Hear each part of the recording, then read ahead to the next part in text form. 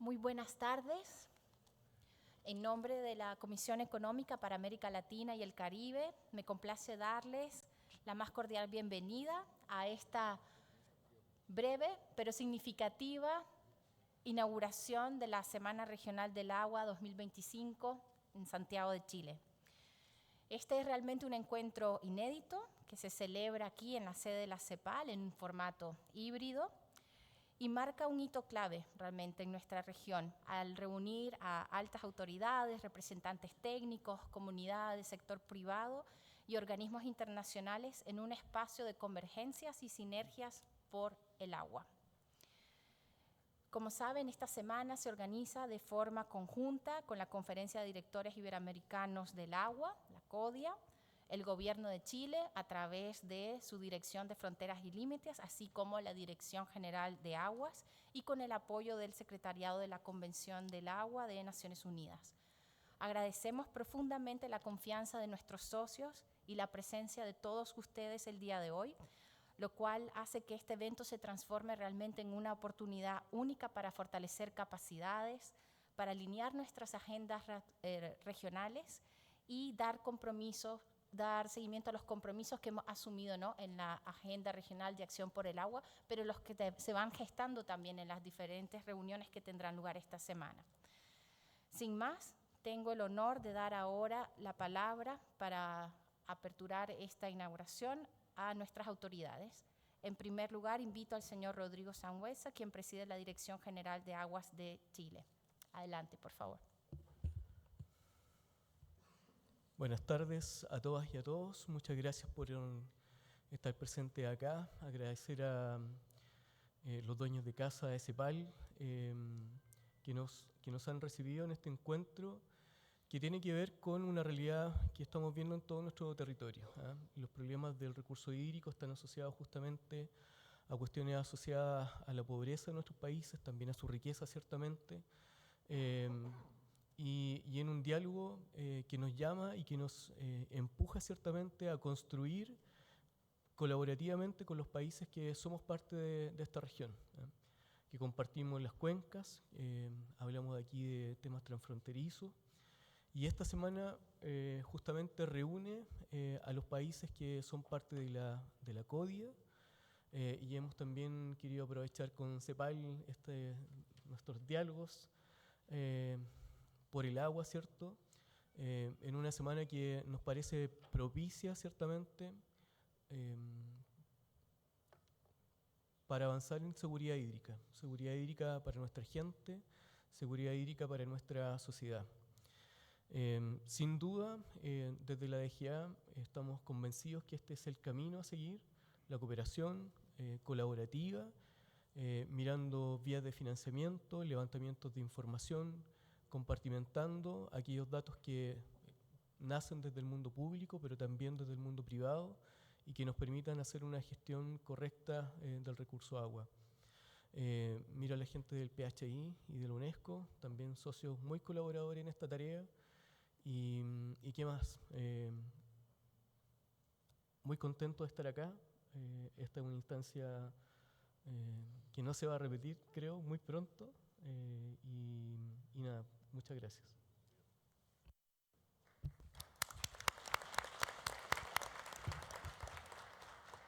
Seguidamente cedo la palabra a nuestro director, el señor Martín Abeles, de la División de Recursos Naturales, quien ha sido y nos ha prestado su gran apoyo para poder hacer posible esta semana. Adelante, Martín, por favor. Bueno, gracias, Silvia. Buenos días a todas y todos. Señor Rodrigo Sangüesa, director general de Aguas de Chile, representantes de gobiernos, de organismos internacionales, de la sociedad civil, del sector privado y académico de los países de América Latina y el Caribe que nos acompañan, estimadas y estimados colegas de la CEPAL que están por aquí. Es un honor para mí darles la más cordial bienvenida en nombre de la Comisión Económica para América Latina y el Caribe, CEPAL, a esta primera Semana Regional del Agua, Santiago 2025. Estamos muy honrados de tenerlos en nuestra casa. Esta es la primera ocasión en que realizamos conjuntamente una Semana Regional del Agua de América Latina y el Caribe. Desde la perspectiva de la CEPAL, se trata de un hito que consolida años de trabajo sustantivo, de alianzas y servicio con y para nuestros países. Esta semana responde a una necesidad concreta: incrementar las sinergias y la colaboración entre nuestros países, como decía Rodrigo, actuar con eficiencia y avanzar con determinación en la coordinación regional por el agua. Tenemos un lema: una sola región, una sola voz, hacia los próximos hitos globales, como la COP30 que se va a realizar en unas semanas en Brasil, o la Conferencia de Agua de Naciones Unidas que se va a realizar el año que viene.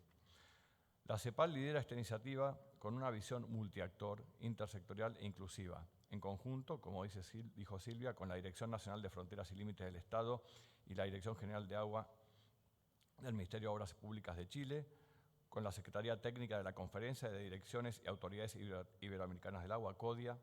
Bueno, hoy tuvimos, y todavía sigue, un evento espectacular en el marco de sus reuniones regulares.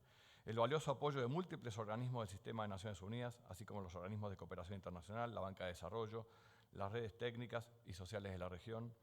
Esta edición reúne nada más ni nada menos que 25 espacios de trabajo a lo largo de 5 días, incluyendo la 26ª reunión de CODIA, que acabo de mencionar, la reunión del Consejo Latinoamericano del Agua, que también sesionó esta mañana,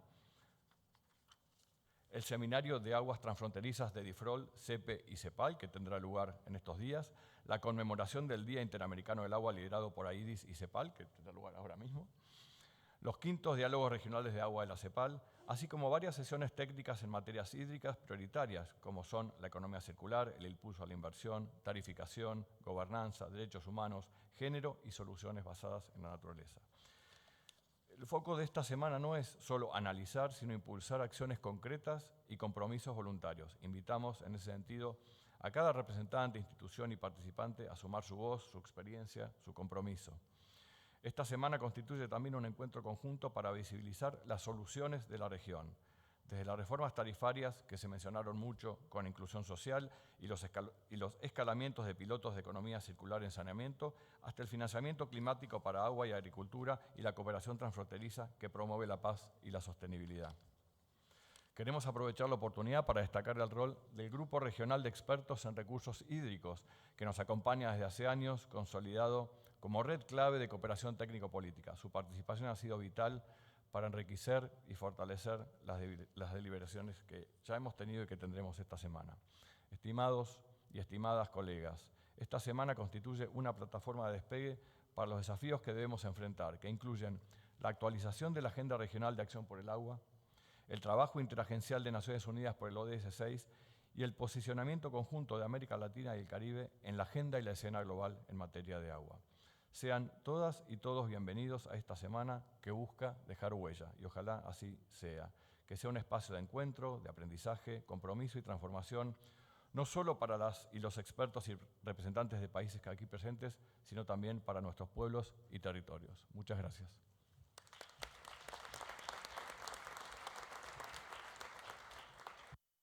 Muchísimas gracias, Martín, por esas palabras. Quiero comentarles también que esta semana ha generado mucho interés incluso más allá de nuestra región. Así que vamos a tener un saludo especial de parte de la señora Michael van Ginneken, enviada especial para el agua de los Países Bajos, quien desde su rol en el Ministerio de Infraestructura y Gestión del Agua ha sido una promotora activa de la cooperación internacional y la diplomacia del agua. Y ella nos envía este saludo donde felicita a los países de América Latina y el Caribe por impulsar esta iniciativa colectiva. Adelante, por favor, con el video. My name is Mike Ginneken. I'm the water envoy for the Kingdom of the Netherlands. I'm very sorry that I cannot be with you today at the Regional Water Week for Latin America. I'm sorry because Latin America is such an important partner for the Netherlands. I'm very happy that ECLAC, or CEPAL in Spanish, is taking this initiative, because I know from experience that ECLAC is a leader on setting and implementing the water agenda in Latin America. So good luck to all of you. The Netherlands has a lot of long-standing partnerships with Latin American countries. Very often these are centered around agri-food, where we have a lot in common and we do a lot of trade. But other sectors are becoming more important, such as mining and green hydrogen. What all of these sectors have in common is that they use a lot of freshwater resources. And we need to take care of these freshwater resources. We need to deal with water scarcity, with water quality, and with other important issues. I'm very happy that ECLAC played a crucial role in our webinar around World Water Day about glaciers. And I'm looking forward to seeing the fruits of this Regional Water Week next year in the UN Water Conference 2026. Water requires a regional approach because water knows no boundaries. It flows against our boundaries between countries. And we know from the Global Commission on the Economics of Water that we've pushed the water cycle out of balance and that the interaction between different countries and different basins is much bigger than we thought before. So good luck with this Regional Water Week. Good luck with the discussions about too much water, too little water, and too dirty water. We are partners, the Netherlands, for Latin America on water management. We will remain that, and I hope to see you in person soon. My name is Maaike Verginneke. I'm the water envoy for the Kingdom of the Netherlands. I'm very sorry that I cannot be... Ay, muchísimas gracias.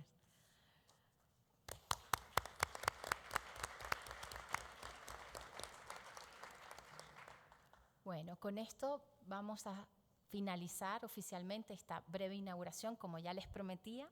Esperamos que esta semana sea realmente un espacio para construir puentes, articular nuestras visiones y seguir creando sinergias. Sin más, les invitamos a permanecer aquí en esta sala para el siguiente evento, que será el de conmemoración del Día Interamericano del Agua. Muchas gracias.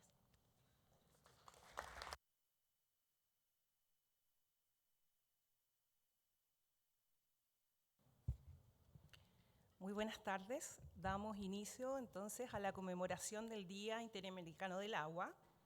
Señoras y señores, distinguidas autoridades, panelistas y público presente, le damos la más cordial bienvenida desde CEPAL a esta conmemoración del Día Interamericano del Agua, organizado conjuntamente con la Asociación Interamericana de la Ingeniería Sanitaria y Ambiental, AIDIS, y la OPS, Organización Panamericana de la Salud. Este pretende ser un espacio vital para sensibilizar sobre la gestión sostenible del agua, eje fundamental para la salud y el bienestar en América Latina y el Caribe.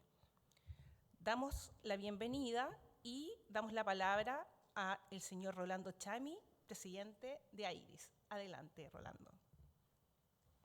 Muchas gracias.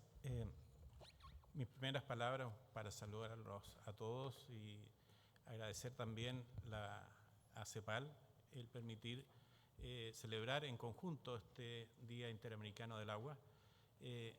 Primera celebración de muchas que vamos a llevar a cabo durante los próximos meses y años. La verdad que para AIDIS el acceso al agua potable y al saneamiento sigue siendo un desafío global muy urgente. Mientras para muchos abrir el grifo es un acto cotidiano, millones de personas alrededor del mundo aún luchan por acceder a este derecho básico. Cada día que pasa se hace más necesario ser conscientes de que el agua es un recurso limitado. La escasez y la contaminación continúan afectando a comunidades y el agua sigue siendo mal distribuida. Según las Naciones Unidas, más de 2.000 millones de personas viven en países con estrés hídrico alto y aproximadamente 785 millones de personas carecen de acceso a agua potable gestionado de manera segura. El agua es un derecho de todos, pero para llegar a cada hogar y disponer de agua de calidad, esto tiene un precio. No debemos olvidar que la gestión de este recurso requiere de infraestructura, tecnología y esfuerzos sostenidos, lo cual implica costos que deben ser asumidos por la sociedad en su conjunto. El hecho de que podamos pagar por el acceso al agua no debe hacernos olvidar que el cuidado de este recurso es una responsabilidad colectiva. En AIDIS llevamos más de 77 años, de hecho los 75 años los celebramos acá en CEPAL, en el Salón Contiguo, y estamos felices de volver acá, que es nuestra casa. Llevamos más de 77 años trabajando en la temática del agua, comprometidos con la gestión sostenible y el acceso equitativo a este recurso vital. Sin embargo, así como cambia la demanda, también la hacen las tecnologías y la población sigue evolucionando y creciendo. A pesar de los esfuerzos, aún no hemos logrado desacoplar este crecimiento con el uso responsable del agua. El planeta ya no tiene margen para la inacción. Nuestro entorno se vuelve cada vez más vulnerable y el futuro del agua depende de esfuerzos conjuntos, tanto del sector público como privado. Es imperativo que tomemos medidas urgentes para garantizar su conservación y una distribución más equitativa. En el marco de este Día Interamericano del Agua, reafirmamos nuestro compromiso a seguir forjando nuestra misión. Seguiremos trabajando desde la colaboración para apoyar a la sociedad con la esperanza de lograr un futuro más sostenible. Muchas gracias.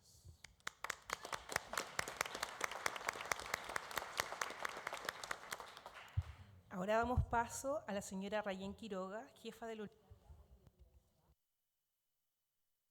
¿Aló? Ya, ahí sí. Jefa de la Unidad de Agua y Biodiversidad de la División de Recursos Naturales de CEPAL. Adelante, Rayén. Gracias, Elizabeth. Hoy día nos convoca una efeméride que va mucho más allá de la fecha en el calendario que todos conocemos. Sé que todos estamos cansados a esta hora ya de nuestras discusiones en la CEPAL alrededor del agua.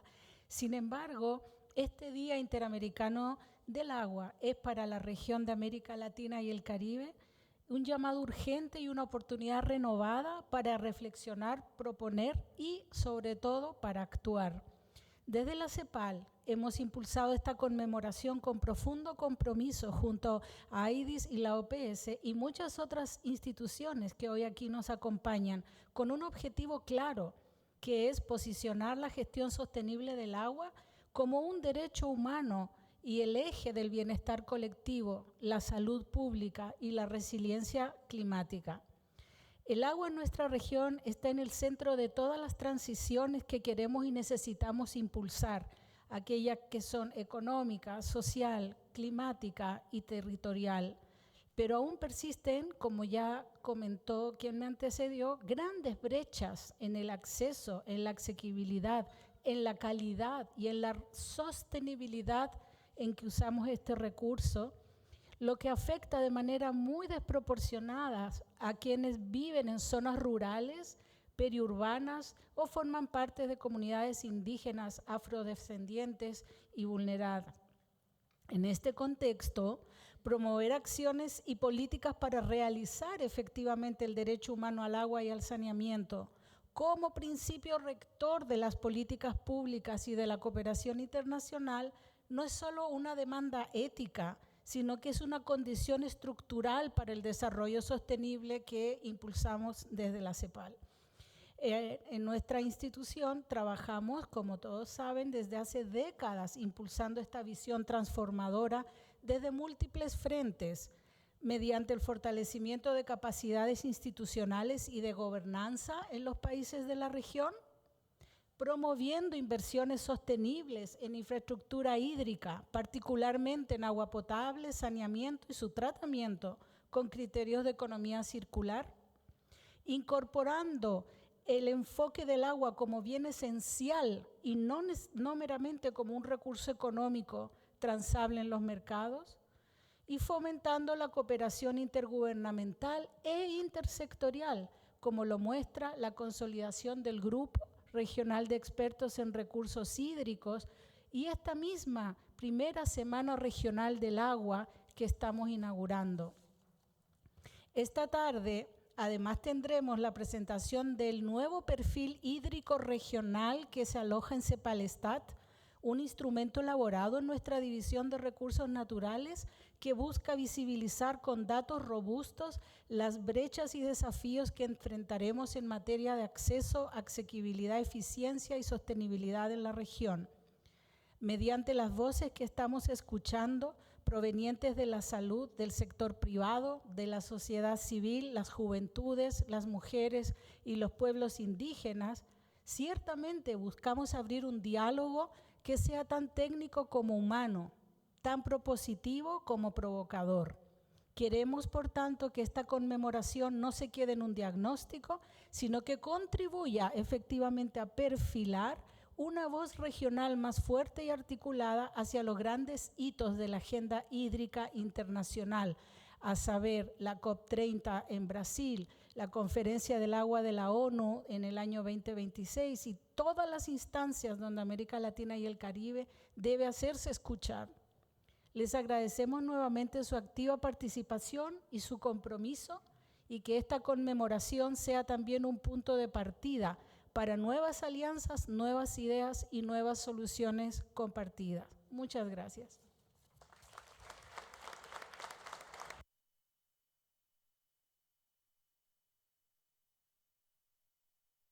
Muchas gracias. Mientras esperamos que se conecte Daniel Bus, vamos a pasar a la siguiente sesión, que es la presentación del perfil hídrico regional. A continuación, solicitamos al señor René Salgado, funcionario de la División de Recursos Naturales, que realice la presentación. Este instrumento, como mencionaba Rayén, nos permitirá visibilizar los principales desafíos del acceso al agua potable y saneamiento seguro, cuestión crítica para avanzar en la garantía del derecho humano al agua y saneamiento en la región. Adelante, René. Gracias, Eli. Me hago parte de las palabras de Rolando y de Rayén en relación a cómo la importancia del agua y cómo desde aquí de la CEPAL, desde que la CEPAL fue creada en 1948, el agua siempre ha sido vista como un sector importante, impulsor de la economía, así como otras áreas. Y es bien impresionante ver documentos muy antiguos que hablan sobre el agua, sobre su funcionalidad, la importancia que tiene, y sin embargo, durante el tiempo, yo no diría falencia, pero sí dificultad tiene que ver con los datos relacionados con el agua. Siempre ha habido ese gap, ¿no? En energía lo tenemos, de hecho tenemos un antecesor que se llama perfil energético, y de alguna forma nosotros hemos querido en este último tiempo ir operacionalizando instrumentos. Podemos mencionar 2 o 3, pero hoy día estamos hablando del perfil hídrico. Yo quería hablar de la calculadora de metano, pero eso es para otro seminario. Es una iniciativa muy bonita, muy interesante. Aquí tenemos a nuestros consultores colombianos en eso. Tengo 10 minutos, así que voy muy rápido. Y lo interesante de este perfil hídrico es que la estadística, ya les decía, siempre difícil, compleja, cómo medimos el ODS 6, para dónde va, y en el equipo durante mucho tiempo dijimos, bueno, está esta información que es del programa de monitoreo, el JMP, ¿no? Que hemos usado por tanto tiempo. Y a nosotros se nos ocurrió en el equipo de agua sumar eso, complementaria aquello, con la base de datos relacionadas con las encuestas de hogares, el BADEOP. Bueno, y entonces hay un joint venture entre los cerebros de la CEPAL, ¿verdad? Estas instancias que afortunadamente acá nosotros se comunican, y bueno, y nació esto que está a disposición de todos ustedes y que yo quisiera mostrarles muy brevemente porque tiene muchas dimensiones, pero solo quiero mostrar un caso pequeñito que salió de ahí, salió de este centro de información relacionado con Costa Rica. Don Alejandro, si me acompaña la siguiente transparencia, si podemos. Bueno, cuando uno es de la casa las cosas resultan, ¿no? Así que vamos bien. Ahí simplemente decir que los contenidos vamos para allá, vamos a estar hablando sobre la estructura, el enfoque de CEPAL, qué pasa con el tema del gasto y la equidad, es una cuestión importante para nosotros saber cuánto gasta la gente, lo que decía Rolando, mira, es fácil hablar de estos temas, pero vamos a mirar pero ahora desde la perspectiva de los quintiles. Vamos viendo cuánto gasta la gente en agua potable y en saneamiento dependiendo de los quintiles. Vamos a hacer zoom en esa caja negra, ¿no? Ese es el enfoque que la CEPAL quiere transmitir, es lo que nos importa, el tema, básicamente, que va pasando en específico con el tema de las tarifas. Siguiente, por favor, Alejandro. Aquí lo que he querido mostrar es un pequeño pantallazo. Si ustedes van a la CEPAL y van a la División de Estadística, se van a poder encontrar con mucha información. Una de ellas es el perfil hídrico y que hace un análisis de países, de todos los países de la región, y también el análisis regional. Siguiente, por favor. Bueno, no quiero detenerme mucho en esto. Lamentablemente nuestro ODS querido, ODS 6, está, diría yo, en problemas. Ahí con los compañeros hemos ido como pincelando, ¿no?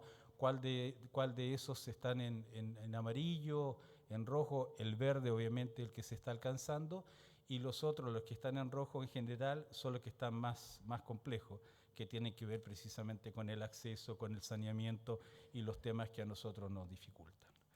Bueno, y acá, básicamente en esta diapositiva, tenemos la estructura. En la siguiente, perdón Alejandro, en la siguiente. Mi cabeza va más rápido que el clic.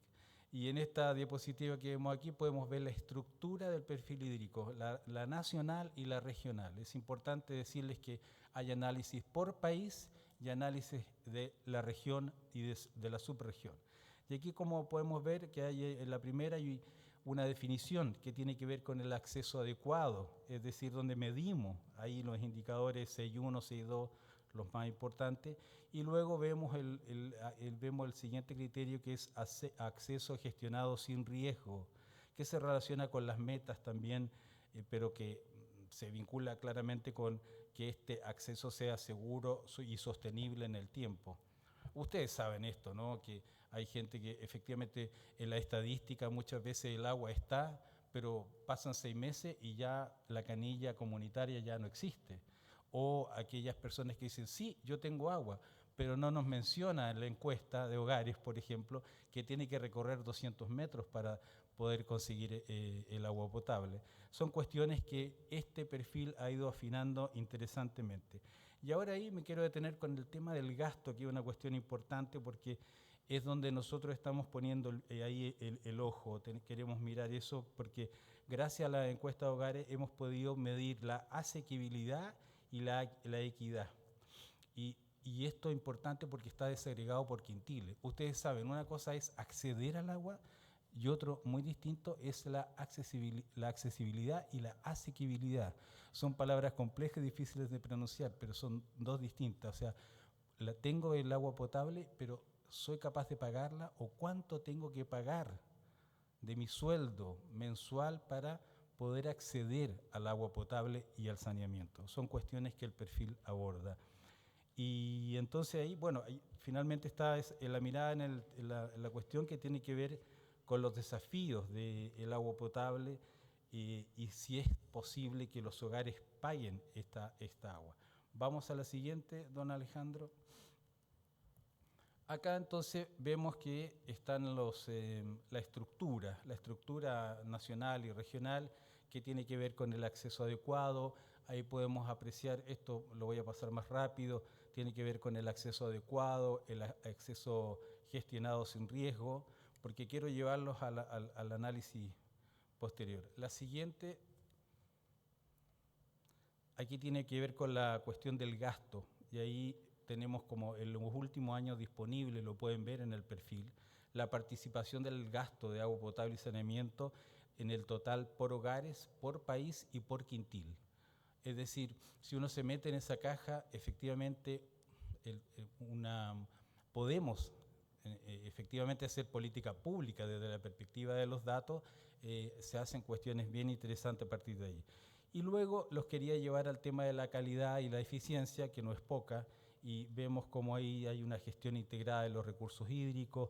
Nos abordamos el tema del estrés hídrico que se habló en la jornada pasada y estábamos escuchando, y finalmente la asistencia oficial para el desarrollo son En definitiva, esto nos permite tener una foto estática de la situación del agua en los países por quintil, pero también en la región.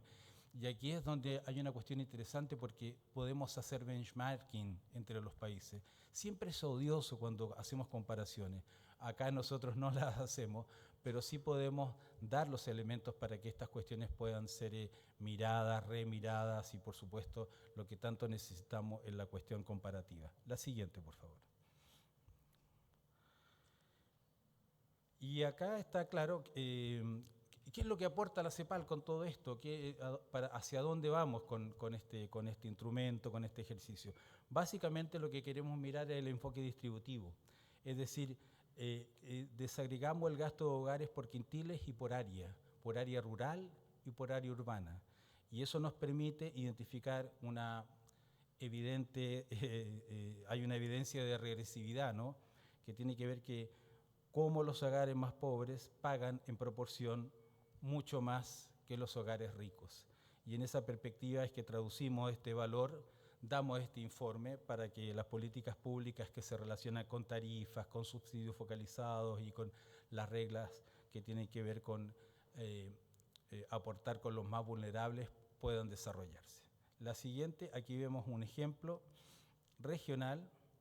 En la siguiente que podemos apreciar ahí, vemos este panorama regional y vemos, ahí están los quintiles. Es evidente que el quintil más vulnerable paga alrededor de 1,6% más que el quintil de mayores ingresos. Esta es la mirada regional, obviamente en proporción al gasto de los hogares, ¿no? Y esto simplemente explica que hay un acceso regresivo y que de una u otra forma se podría plantear un apoyo desde las proporciones y desde las dimensiones tarifarias de cada uno de los países. La siguiente, estimado Alejandro. Aquí vemos el caso ya más específico de Costa Rica. Tenemos todos los países, este es un solo ejemplo, y vemos con claridad, es evidente, no es un caso muy emblemático, pero en general en los países más o menos los quintiles se comportan muy parecidos, 2,4% más del quintil, a diferencia de 1,8% el quintil número 5, ¿no? Entonces el gasto del hogar está destinado a agua y saneamiento, el quintil más pobre paga casi que el doble, un poco más que el doble que el quintil más acomodado, más rico, como queramos decirlo. Entonces, ¿cómo corregir esto? Bueno, en el caso de Costa Rica, a propósito de esta información, hemos estado trabajando con el país, ¿cierto?, desde este año, en realidad desde del 23-24, la autoridad reguladora, que ya se llama ARECEP, ya ha comenzado a impulsar iniciativas que ya en este año se han concretado, principalmente con la homologación de la estructura tarifaria, una cuestión que es sumamente importante si queremos ir como corrigiendo estos errores de mercado entre precisamente los prestadores, y eso ya va orientado a bloques crecientes para incentivar el uso eficiente. Y se crea ahí entonces una tarifa social. La siguiente, ahí está, es el resumen que yo les estoy hablando. Se crea esa tarifa social para hogares con pobreza extrema, que son los primeros 2 quintiles. Ahí está a cargo de la protección del recurso hídrico, destinado principalmente a las cuencas y la recarga acuífera. Y en consecuencia, lo que este proceso en Costa Rica quiere alcanzar es básicamente la famosa asequibilidad para los más vulnerables, más eficiencia y más sostenibilidad ambiental. ¿Qué quiere decir esto? Todas las palabras de Rolando y de Rayén, en definitiva, uno cuando comienza a hacer este tipo de trabajo, que me da pena porque lo paso tan rápido, Silvia, pero no nos costó tantos meses, es que en definitiva se va haciendo carne, se va operacionalizando, van apareciendo las reglas, se va regulando, aparece el regulador, aparece el rol del regulador, aparece la estructura tarifaria en donde no se corrigen los subsidios cruzados y aparece lo que efectivamente propone la CEPAL, que tiene que ver con la equidad y la igualdad frente a la desigualdad siempre creciente en nuestra región. Hasta ahí. Gracias.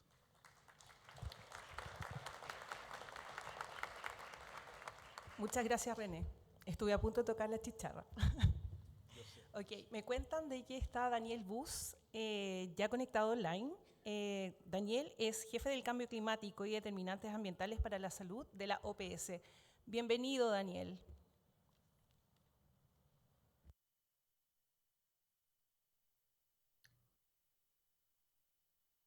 ¿Me escuchan, Silvia?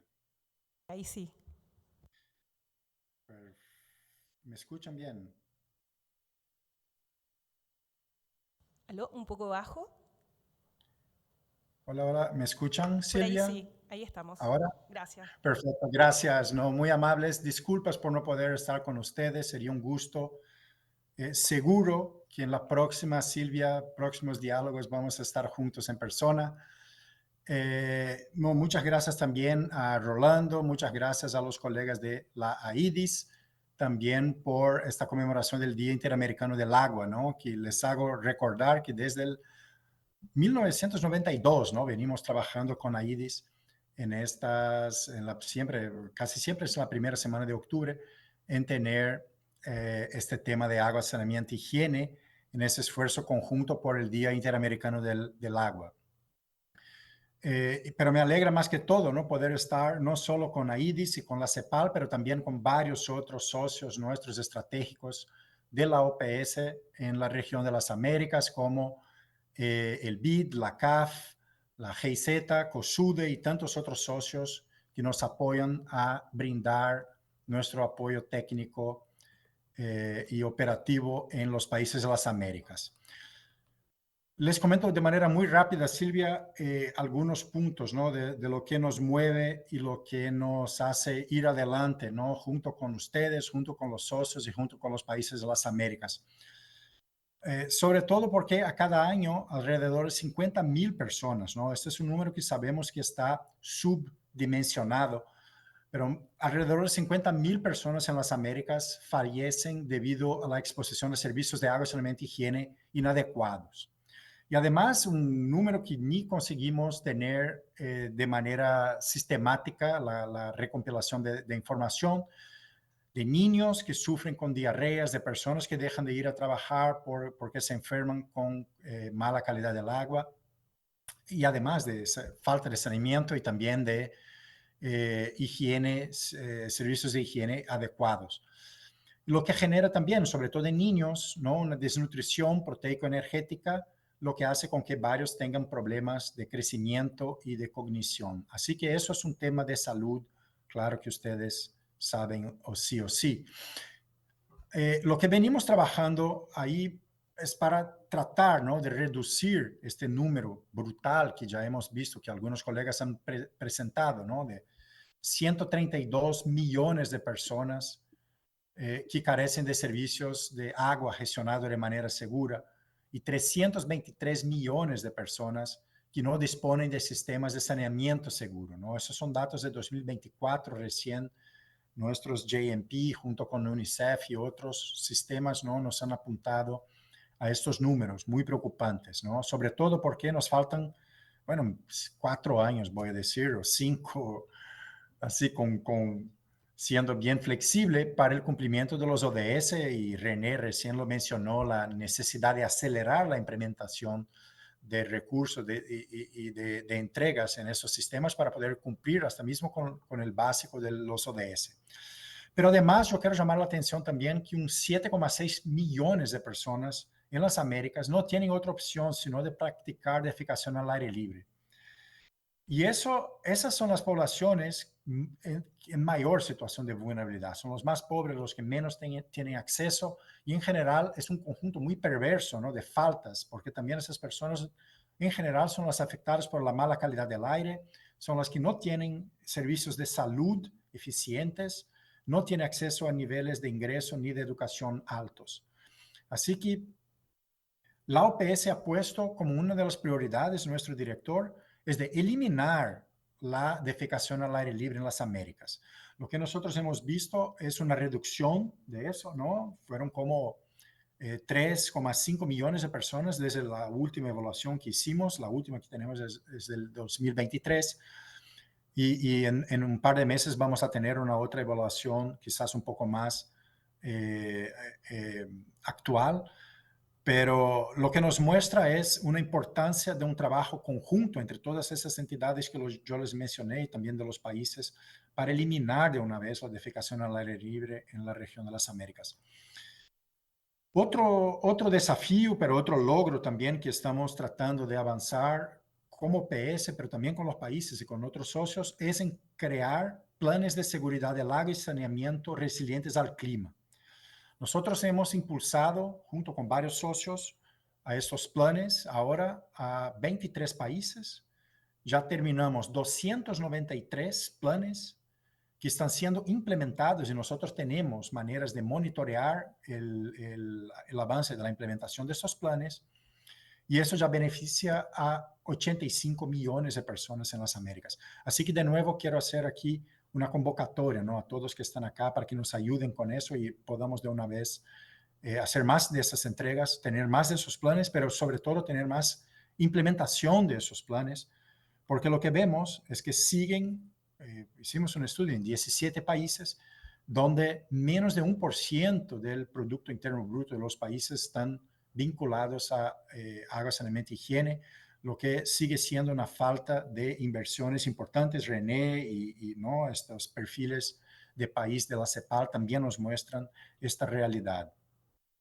Y por fin, un último punto que a nosotros también es muy relevante es que agua, saneamiento y higiene también hay una carencia enorme en establecimientos de salud. Entonces uno imagina cómo pueden tener alguien un tratamiento, un médico, un enfermero y los pacientes que se van a tratar y se acaban enfermando en los hospitales. Ese es un tema que tenemos que trabajar también de manera muy prioritaria en las Américas, ya que lo que nosotros hemos identificado es que como una tercia parte de los establecimientos de salud, de los 1.800 que hicimos evaluación, tienen sistemas de agua y saneamiento gestionados de forma segura en los establecimientos de salud. Muchos no tienen agua y jabón de manera continua durante todo el año. Así que esos son también desafíos que los pido el apoyo a todas las entidades que están ahí para apoyarnos.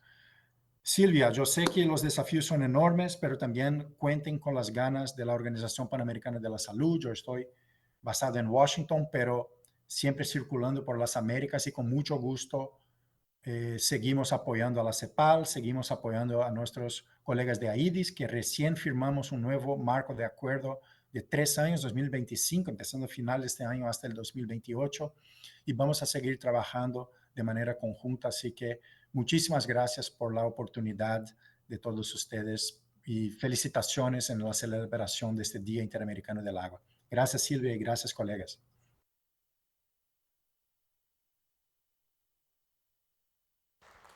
Ahora damos paso al siguiente bloque, la mesa redonda, que de distintos representantes vamos a recibir al señor Martín Coria, representante regional del CWS de América Latina y el Caribe, también a la señora Marisa Mar Pecero, consultora en comunicación y educación en agua, mujeres en agua de la región, a la señora Gabriela Calderón del Groundwater Youth Networking y a la señora Elba Vivanco, vicepresidenta técnica de AIDIS.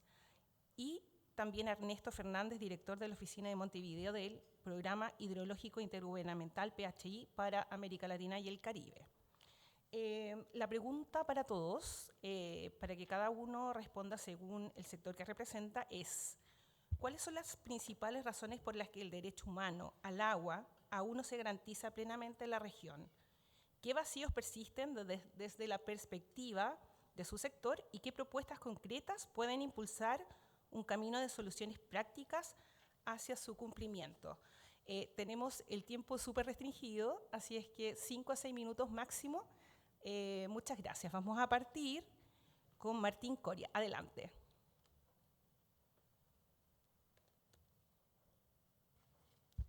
¿Se escucha?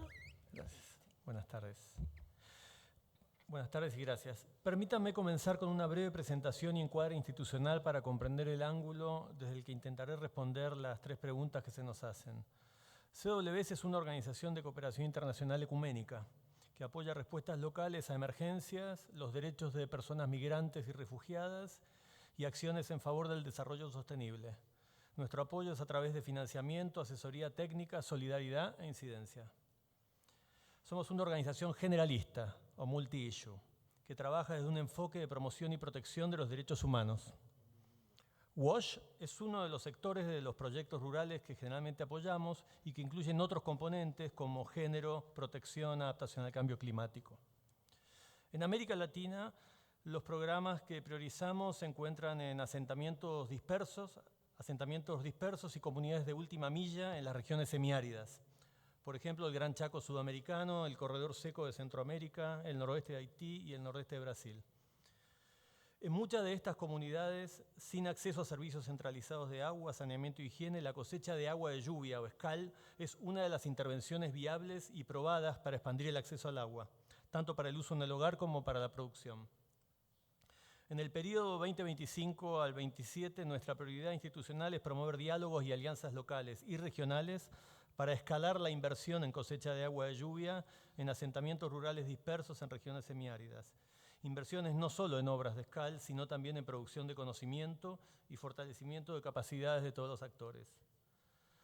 Luego de explicitar el posicionamiento institucional y programático, paso a referirme a las 3 preguntas que se nos hacen.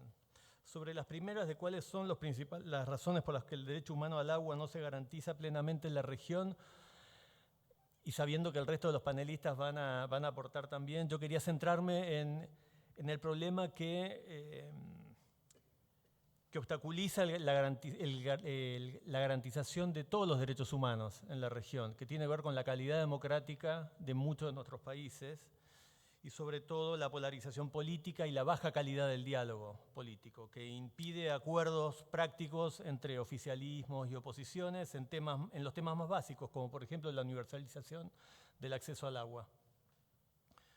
En materia de agua y otros derechos, resulta urgente fortalecer la capacidad de nuestras democracias de lograr y mantener acuerdos que sean sostenibles en el mediano y largo plazo.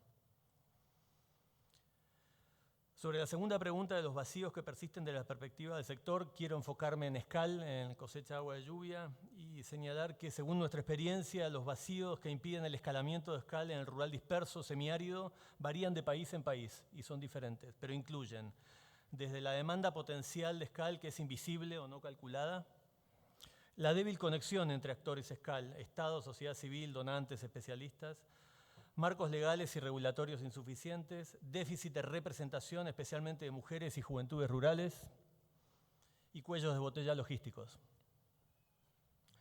Sobre la tercera pregunta, propuestas concretas para impulsar un camino de soluciones prácticas.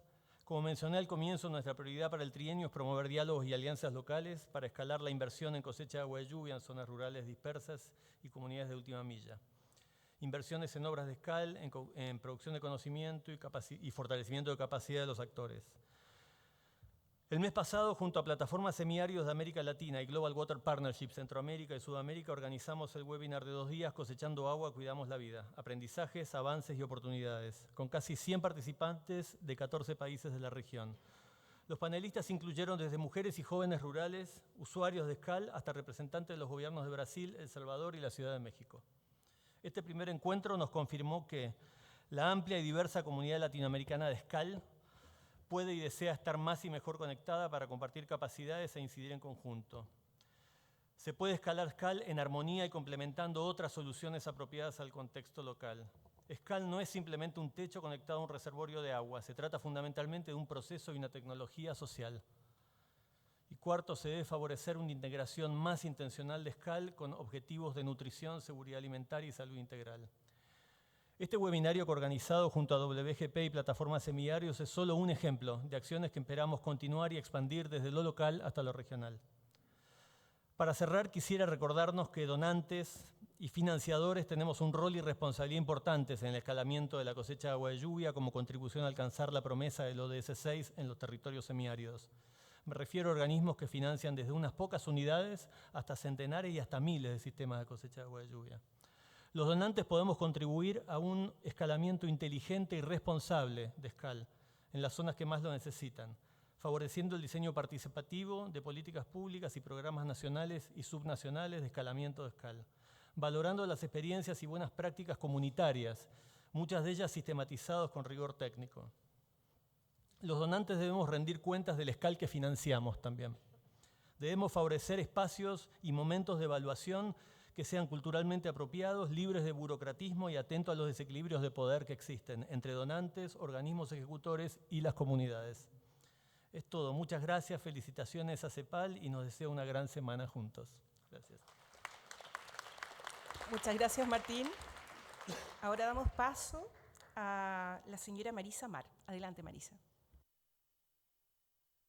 Ya, me voy a permitir leer para ajustarme al tiempo, tratar de no tanto. Para empezar, decir que en la narrativa general reconozcamos y evidenciemos que el derecho humano al agua también lo es al saneamiento. Tenemos que ser claros en que no solo es un tema de cantidad y en la comunicación pública debemos remarcar los criterios de salubridad y aceptabilidad, de la misma forma que hablábamos de asequibilidad. La sociedad tiene derecho a saber y exigir, y lo que no se nombra no existe, y mucho menos en el presupuesto. En segundo lugar, diría que una infraestructura inadecuada para atender la última milla, principalmente de los servicios de agua y saneamiento rurales. Tanto en términos de provisión como de desalojo, sabemos que la infraestructura no solo es más cara e inadecuada, sino que muchas veces no es sostenible. Debemos incorporar el conocimiento y costumbres locales, y para ello también es fundamental la perspectiva de igualdad de género e inclusión social y sus mecanismos claros de participación, así como combinar infraestructura verde, como por ejemplo el caso de humedales naturales y artificiales. Tercero, en algunos casos, la inexistencia de marcos jurídicos y políticas públicas consistentes con la agenda y el marco jurídico internacional, así como fragmentación institucional, sobre todo para atender los servicios rurales, lo cual crea vacíos de competencias. Tener lo anterior implicaría no solamente el reconocimiento, sino el etiquetado y monitoreo de presupuestos específicos para atender la última milla o la mejora de los servicios. Hablando de presupuesto, una vez reservado el que se cumpla con la dotación acorde al derecho humano, la responsabilidad no es solo de la población para pagar o participar en los asuntos del agua, sino de los organismos prestadores del servicio en cobrar e invertir con transparencia. En cuarto lugar, diría que también el acceso a instancias judiciales y de derechos humanos versadas en la materia e independientes. Ante posibles fallas internas en los estados, los ciudadanos y organizaciones debemos tener la posibilidad de acceder a instancias supranacionales. En términos de los vacíos, diría que es evidente la falta de atención e incorporación del conocimiento generado por instituciones de investigación y de diversas organizaciones para generar ajustes en las políticas y los programas. Por ejemplo, solo el 5% de los informes de la ONU reciben más de 5.500 descargas, y debemos replantearnos la forma de comunicarlos para que realmente generen impacto e incidencia. Por otro lado, la educación y sensibilización para los tomadores de decisiones y para los grandes usuarios, como decía Franz hace rato, y no solamente para los niños. Utilizar ese discurso solamente hace que desplacemos responsabilidades de actuar ahora y dejarles a ellos venirse a hacer cargo en un futuro de lo que no estamos resolviendo ahora. Además, si vamos a invertir en educación, por favor, prioricemos becas para los jóvenes que en 5 o 10 años tendrán que hacerse cargo de lo que nosotros no estamos logrando. Ahí están nuestros ganadores de los premios juveniles del agua. Es ese tipo de perfil en el que debemos invertir de forma prioritaria para que sigan estudiando. Y en términos de propuestas, me parece fundamental incorporar políticas de economía circular en agua, especialmente en ciudades con escasez natural, y para ello hay que empezar mejorando la información pública sobre el reuso potable, considerando experiencias ya aplicadas en países como Namibia, Singapur, Australia y el propio Chile con aguas andinas. Finalmente, la digitalización de la mano con ecosistemas o sectores habilitadores como el de telecomunicaciones, con actores tanto del ámbito público como del privado, para mejorar la gestión hídrica con enfoque de derechos humanos, y para esto también necesitamos una hoja de ruta o plan especial en consistencia con la discusión sobre tecnología y digitalización que tenemos entendido que se abordó esta mañana justamente en el evento de CODIA. 3 ejemplos sobre esto y voy terminando. 1. La detección de fugas con inteligencia artificial permite prevenir las pérdidas en las redes de abastecimiento doméstico y público, pero también necesitamos incorporar los aspectos de calidad de la propia red.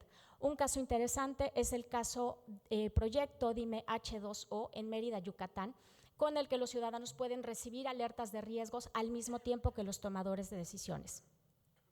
Otro aspecto es el monitoreo y trazabilidad de pipas o carros cisterna, no solamente por las fuentes donde obtienen agua, sino justamente por la calidad y porque se presta a fenómenos como el de sextorsión que pueden afectar mayormente a mujeres, como lo demuestran estudios hechos por la UIN y el CIWI. Segundo, la recolección, análisis y procesamiento más oportuno y acelerado y preciso de grandes volúmenes de información que permitan mejorar el diseño y actualización de programas y proyectos, incluyendo criterios de interseccionalidad. Como ejemplo, en México, en este momento se habla de diagnósticos para la implementación de la nueva ley propuesta por la presidenta Sheinbaum. Estos deben considerar y precisar información sobre los derechos humanos al agua y el saneamiento.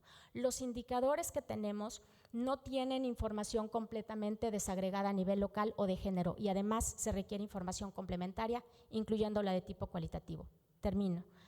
El último sería comunicarnos mejor, y digo comunicar porque no es solo informar, sino porque la población ya participa activamente en la recolección de datos, en denuncias o en monitoreo de las fuentes. Además, tener acceso a asesorías e información con nuevas tecnologías que permitan mejorar la gestión comunitaria.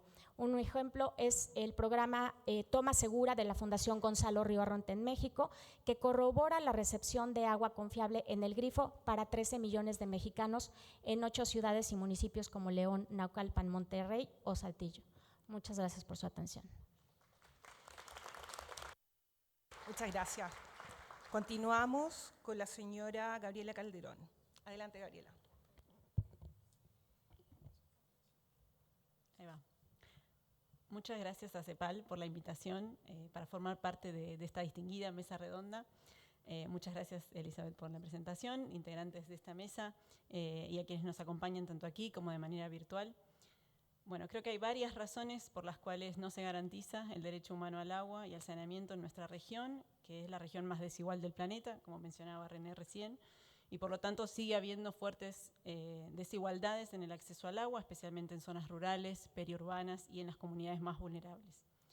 Por otra parte, la expansión de las ciudades de manera espontánea, la falta de políticas de ordenamiento territorial, también genera fuertes desequilibrios territoriales, dando lugar a zonas periurbanas muy extensas, muy dinámicas en cuanto al crecimiento poblacional, pero sin acceso a servicios básicos.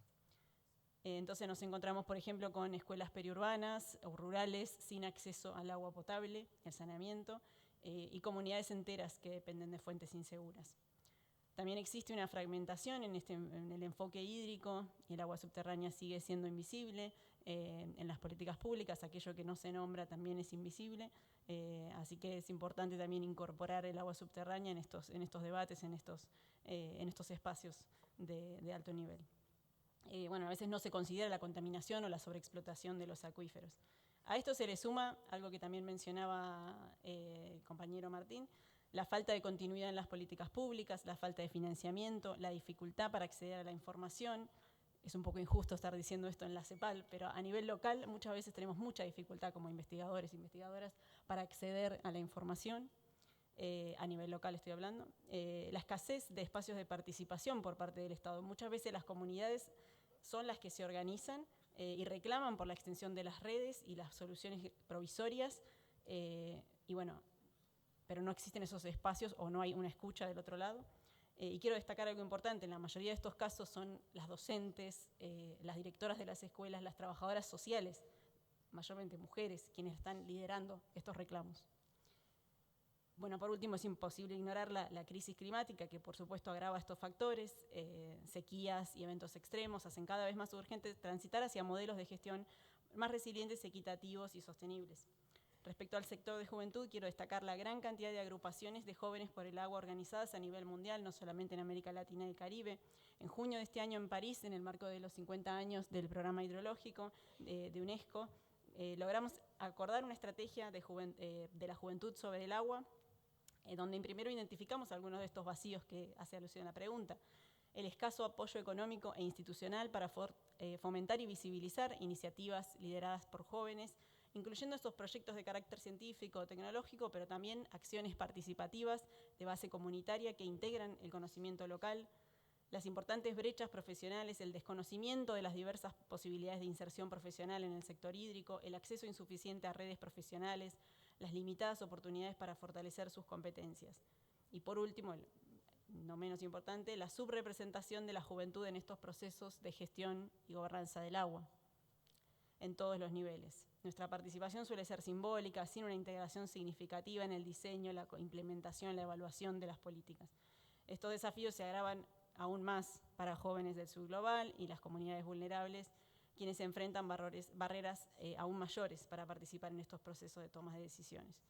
Frente a esos vacíos, quisiera compartir algunas propuestas concretas desde la mirada de las juventudes que también están plasmadas en esa estrategia. La educación y el desarrollo de capacidades, formación interdisciplinaria en temas de agua, fortaleciendo programas educativos, talleres, guías que integren agua, clima, biodiversidad, salud, territorio. Oportunidades profesionales e innovación, financiamiento y mentoría para proyectos e iniciativas lideradas por jóvenes. Tenemos muchas ideas y buenos proyectos, pero necesitamos financiamiento y plataformas también para conectar a jóvenes con carreras en el sector hídrico, garantizando el acceso equitativo a empleos. La participación significativa en la gobernanza del agua, mecanismos efectivos para la participación de jóvenes y mujeres, por supuesto también, en la toma de decisiones, diálogos y mesas redondas lideradas por jóvenes con decisores, integración de jóvenes en consultas públicas, participación de estas redes en eventos y foros de alto nivel como este. Para cerrar, garantizar el derecho humano al agua y al saneamiento en nuestra región requiere una transformación cultural e institucional, digamos, desde la sociedad, desde la política. Reconocer el agua como un bien común y un derecho fundamental. Desde el sector de juventud queremos ser parte activa de esa transformación, contribuyendo con creatividad, compromiso y con una mirada intergeneracional que asegure el acceso al agua para todos y todas. Muchas gracias. Muchas gracias. Continuamos con el señor Ernesto Fernández, director de la oficina de Montevideo del PHI. Gracias, buenas tardes. Me toca estar entre ustedes y la cena, así que voy a tratar de ser breve, se dijo mucho, pero primero quería agradecer a la CEPAL y a la OPS por esta organización y a IDIS por invitarnos a participar de esta mesa redonda. Cuando preguntaban las principales razones por las cuales no se garantiza el derecho humano al agua, claro, mi primera reflexión iba hacia cosas que probablemente estudiaría Martín acerca de las bases del capitalismo moderno y por qué estos derechos humanos no están garantizados. Pero más allá de eso, me gustaría hacer una traducción del derecho humano al agua al ODS 6 que nos mostraba René hoy y preguntarnos si nos podemos preguntar por qué esos están en amarillo, en rojo o en verde, y decir que creo que en el mismo sentido se basa en el concepto de que los objetivos de desarrollo sostenible están integrados y no podemos separarlos de los objetivos de pobreza, de hambre, de salud, de educación, de igualdad de género, de energía, de trabajo, de crecimiento, perdónenme, pero los voy a decir todos, de innovación, infraestructura, de desigualdad, de ciudades, de consumo, de clima, de océanos, de ecosistemas terrestres, instituciones, paz, justicia. Con esto estoy tocando temas que ya dijeron casi todos, ¿no? Si ustedes se fijan, desde lo que dijo Rolando y Silvia en adelante, todo se toca en esa integración de objetivos, ¿no? Y me parece que ahí los avances lentos e insuficientes en América Latina, citando algún informe, que hablan de que las causas son la desigualdad, estos avances lentos, la corrupción, la falta de financiamiento, el cambio climático, nada que no se haya dicho, pero tratar de ponerlo desde esa perspectiva son lo que afectan finalmente la seguridad hídrica. Y entonces, saltarme a las propuestas concretas. Y ahí me parece que desde la UNESCO, que celebramos justamente mañana los 50 años del Programa Hidrológico Intergubernamental y de su brazo latinoamericano y caribeño, que ahora conocemos como PHI-LAC, que ya es casi una institución en sí mismo, creemos que una de las primeras propuestas concretas que también estuvo hoy presente en la conversación de la CODIA es la cooperación, ¿no es cierto? Y esto se ve también en algunos de los indicadores del 6, por ejemplo en el 652, que junto con UNECE estamos liderando, desde varias perspectivas, ¿no? Desde la cooperación entre países y organizaciones, y entre organizaciones, y por eso está buenísimo que estemos hoy en CEPAL, con CODIA, con la OPS, con los distintos organismos, aquí los bancos, la OMM, que está también, estemos todos juntos desde los organismos sentados alrededor de la mesa, poniendo, digamos, unas primeras carne a esa propuesta concreta, y, por ejemplo, celebrando el Año Internacional de los Glaciares, ¿no? El diseño de la ciencia de la criósfera, todo en estos días, todos juntos.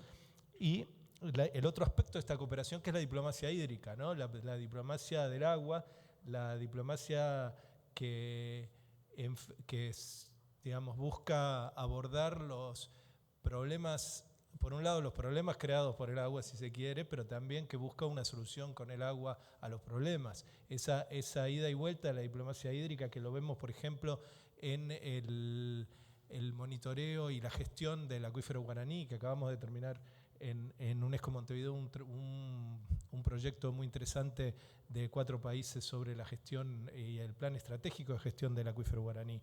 Y el segundo punto, bueno, y ahí está lo de lo transfronterizo, perdón, que es eso, lo del acuífero, y el indicador 652, que yo tengo acá unos datos, no sé si me da el tiempo, pero para decir que de los 33 países de América Latina y el Caribe, solo 16 tienen datos para el 652, ¿sí?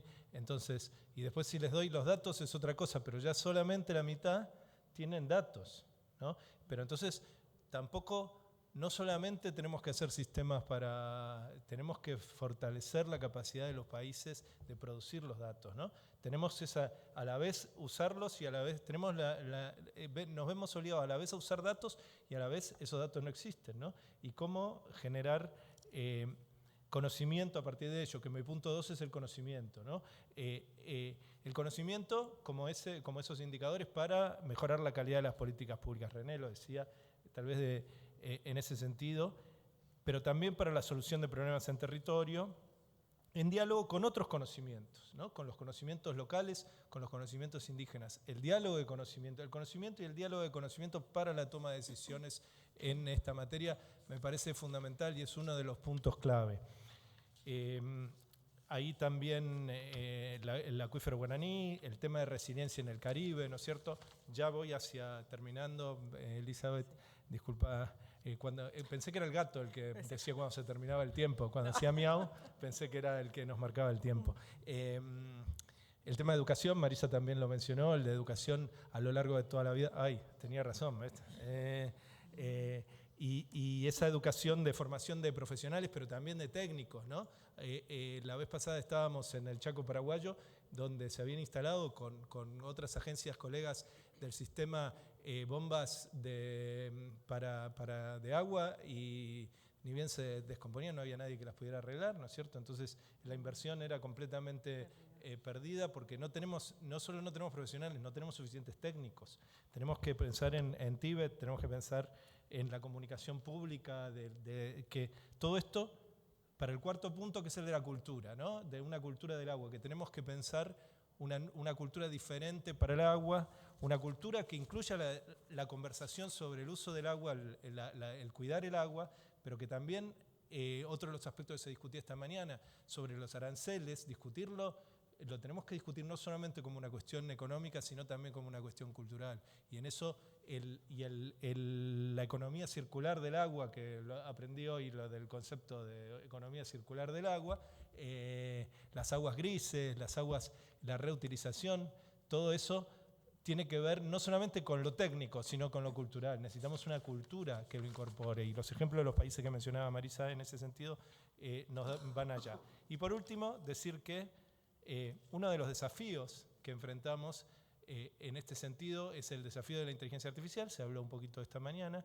La inteligencia artificial como una herramienta, pero también como una necesidad de un enfoque ético integral que incluya el consumo del agua, ¿no es cierto? El consumo del agua por parte de los centros de datos, como me decía mi colega.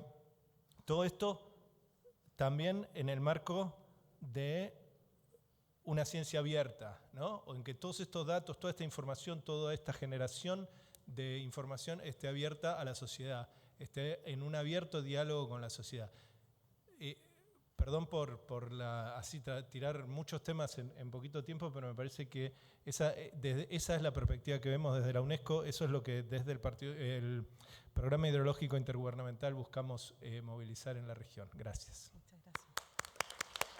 Muchas gracias. Ok, y continuamos finalmente con la señora Elba Vivanco, vicepresidenta técnica de AIDIS. Adelante, Elba. Muchísimas gracias, muy buenas tardes, casi noches. Muchísimas gracias Ernesto y muchísimas gracias a todos los que me antecedieron, porque la verdad es que no voy a referirme específicamente a todas las brechas, que muchas ya se mencionaron. Solamente me gustaría complementar que nuestro rol como ingenieros y como nosotros como asociación, que llevamos 77 años con mucho orgullo, y lo que nos ha movilizado es contribuir desde nuestro rol de la ingeniería, nuestro rol desde la profesión, desde lo técnico profesional a los distintos sectores productivos, y desde nuestro rol aportar al desarrollo sostenible y aportar con soluciones apropiadas, tangibles, que se puedan ir adaptando a toda América Latina. Nuestro principal propósito, siempre desde hace 77 años y lo seguimos manteniendo, que tiene que ver con aportar soluciones que mejoren la calidad de vida, que impulsen acciones que protejan a las personas, a la salud y también al medio ambiente, y aportar con conocimiento confiable, datos que nos permita tomar decisiones. En relación a lo que falta y como nosotros como asociación podemos contribuir, que más allá de la brecha que ya todos sabemos que tiene que ver con la falta del agua, pero la calidad, no nos olvidemos de la calidad del agua, que sigue siendo una brecha bien relevante. Y además, si sumamos la crítica condición, si sumamos el saneamiento en las zonas urbanas y rurales. Nosotros, como AIDIS, estamos seguros que la única manera de poder acortar estas brechas, que son bastantes, no lo podemos hacer solos. Nuestras organizaciones no pueden hacerlo solos, tiene que existir esto, la cooperación, y desde las distintas miradas. La innovación resulta clave para poder entregar soluciones pertinentes, flexibles, y de nuevo desde nuestro rol nosotros estamos aportando a la acción. Todas estas brechas que hacen falta, tenemos que pensar, que dejar de hacer diagnósticos e ir directamente a la acción. Vemos cómo solucionamos esto. Hoy día nosotros estamos promoviendo un poco bastante, que seamos más flexibles en términos de los procesos. De repente podemos implementar un camino no tan rígido, más flexible, pero sí siendo súper rigurosos en el cumplimiento, que eso sea así, a mano dura, con cumplimientos estrictos de las regulaciones, etcétera, de los procesos, de un saneamiento, cuando implementamos tecnologías bajas en emisiones, que realmente sea bajas en emisiones, que solucione el problema ambiental, pero que además no nos genere otro problema en términos de emisiones, por ejemplo, de gases de efecto invernadero.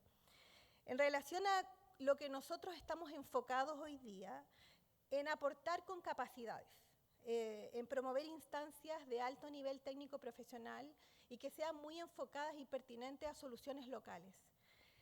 estamos también favoreciendo y agradecemos también esta instancia, porque estas instancias nos permiten comunicarnos, acercarnos, crear confianza con otras organizaciones para después ir a la acción concreta de desarrollar proyectos y programas que apunten a estas necesidades locales. En relación siguiendo a la pregunta, que en relación a las propuestas y a lo que hace falta, totalmente de acuerdo con lo que se comentó antes, con la digitalización, pero más que exista el desarrollo, sino que apuntado a lo que hace falta, a la toma de decisiones, la eficiencia financiera, la innovación tecnológica que nos permita tener tecnologías más económicas, tecnologías más eficientes. La economía circular hoy día es una herramienta totalmente válida que nos permite llevar, a lo mejor en algunos lugares con sistemas mucho más pequeños no nos va a permitir implementar una tremenda tecnología, pero si lo pensamos desde la mirada de la economía circular, vamos a generar subproductos y vamos a revalorizar, vamos a generar, vamos a lo mejor a hacer un reuso del agua, vamos con el biogás que se podría generar en distintos casos, podemos generar un valor adicional. Tenemos que tener la mirada de la eficiencia productiva para que esa eficiencia productiva nos ilumine para tomar buenas decisiones. La cooperación definitivamente tiene que existir, pero desde la eficiencia, incluyendo actores públicos y privados que nos ayuden y nos permitan en este camino, que no es fácil, de poder llegar a la acción. Nosotros también, dentro de nuestro rol, incorporamos a las empresas que son las empresas prestadoras de servicios, que son claves en este rol, de quienes brindan el servicio y además el saneamiento. Sentimos que tampoco tienen el camino fácil, sentimos que también tiene que estar estas instancias de cooperación y que el sistema tarifarios, que tiene también muchas brechas, no puede ser visto, tiene que ser visto como una inclusión también con la sociedad y los actores público-privados, porque, como bien lo dijeron antes, el agua es un derecho, pero no es gratis que lo tengamos en nuestros hogares. El financiamiento todavía sigue siendo un desafío importante, porque para cumplir, esto no lo dijo el Banco, creo que lo dijo el Banco Mundial, no lo recuerdo bien, pero me gusta mucho nombrar esta cifra. Si nosotros seguimos con el camino en el que estamos, el ODS 6 lo vamos a cumplir en 100 años, así es que, por favor, necesitamos que todos vayamos a la acción. Muchísimas gracias.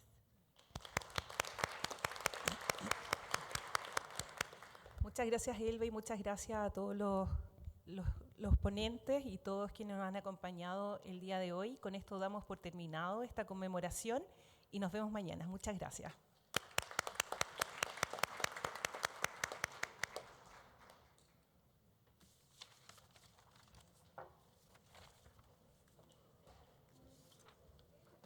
¿A qué hora te levantaste el día? ¿Dormiste?